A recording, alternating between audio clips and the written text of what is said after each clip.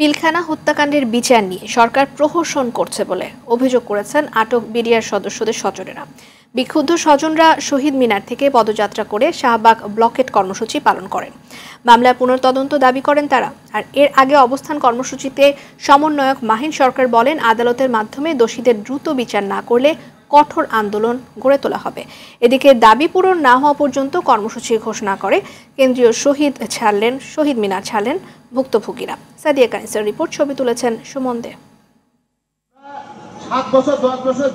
3 দফা দাবিতে শহীদ মিনারে লাগাতার অবস্থান কর্মসূচি পালন করছে বিডিআর হত্যাকাণ্ড মামলায় কারাবন্দীদের পরিবার ও চাকরিচ্যুত সদস্যরা। আলিয়া মাদ্রাসায় অস্থায়ী আদালতে বিচারে বাধা দেওয়ার বিষয়ে পরিবারের সদস্যরা বলেন, স্বজনদের সাথে ছাত্রদের মুখোমুখি করার পায়তারা চলছে। আমরা কোনো ষড়যন্ত্র দেখতে চাই না। আমরা এই জুলাই বিপ্লবী ছাত্র জনতার মাধ্যমে আমরা যেই অন্তর্বর্তী সরকার পেয়েছি, সেখানে কোনো ষড়যন্ত্র দেখতে চাই না। 2 দিন পর এইসব জালমাহান আমরা আর চাই না। যদি কোনো কারণে আমাদের লোকজন অপরাধ করে থাকে, আমাদের সকলকে ফাঁসি দিয়ে দেয়। দুপুরে শহীদ মিনার থেকে পদযাত্রা করে শাহবাগ ব্লকেট কর্মসূচি পালন করেন আন্দোলনকারীরা।